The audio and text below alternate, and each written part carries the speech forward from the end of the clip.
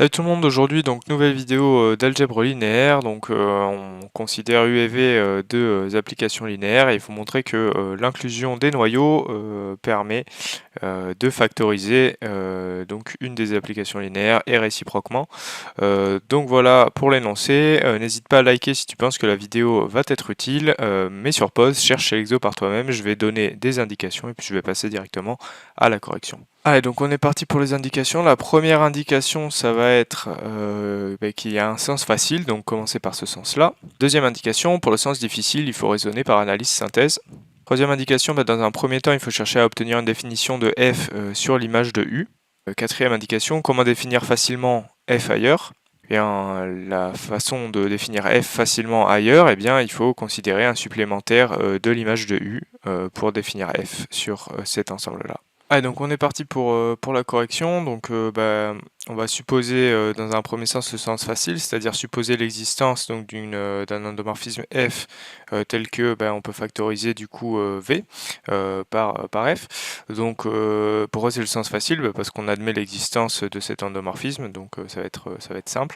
On prend x dans le noyau de u, par définition u de x ça fait 0, donc si j'applique f, vu que f est linéaire, ça va toujours faire 0, et comme on a f rond u qui vaut v, on va récupérer v de x égale 0, et donc x appartient au noyau de v, donc on a bien le noyau de u qui est inclus dans le noyau de v.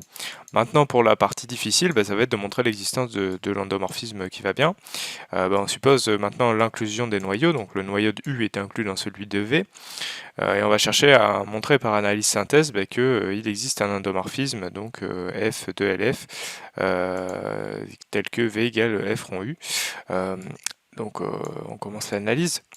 On va supposer qu'il existe f donc dans f un endomorphisme tel que v égale f rond u. Donc on va chercher à obtenir une définition de f sur l'image de u. Donc on prend y dans le noyau de u, par définition il existe x dans e tel que y égale u de x. Si j'applique f, je vais avoir f de y égale f de u de x égale v de x. Pourquoi? Parce qu'on suppose que f rond v égale v. Donc cette égalité là, f de u de x, c'est f de u de x égale v de x, c'est exactement ce qu'on veut. Donc voilà. Donc conclusion, on a une idée de ce qu'il faut poser sur l'image de u. C'est-à-dire si on prend y dans l'image de u, donc qui s'écrit sous la forme u de x, la fonction à ce y de u de x, elle doit associer v de x. Donc voilà, on a une idée de la définition. Maintenant, est-ce qu'elle a un sens? Eh bien, pas tout à fait. Pourquoi? Parce que si y, donc dans l'image de u, il a deux antécédents qui sont distincts par u, c'est-à-dire si y s'écrit u de x1 ou u de x2 de la même manière, avec x1 différent de x2, eh bien f de y ça fait v de x1 égale v de x2, et ça peut potentiellement prendre des valeurs distinctes selon la définition de v. Une fonction elle ne peut pas avoir deux images distinctes pour le même antécédent, donc c'est impossible. Il faut bien vérifier que la définition a un sens. Voilà, et il reste aussi à définir f sur ailleurs que sur f, donc potentiellement en un supplémentaire de l'image de u dans f.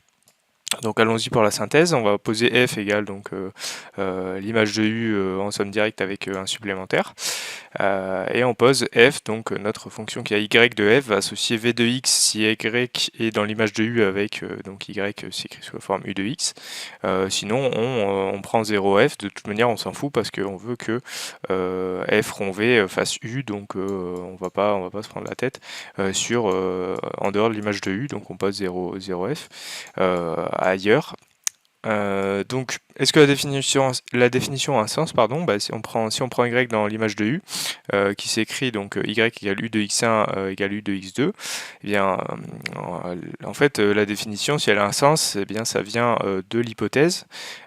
Donc, on va retrancher u de x2 pour du coup obtenir u de x1 moins u de x2, et comme u est linéaire, on va avoir u de x1 moins x2 égale 0.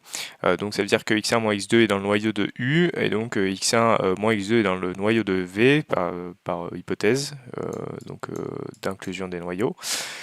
Donc ça veut dire que v de x1 égale v de x2, et donc on n'a pas de problème de définition pour f, donc la vie est belle, on peut avancer.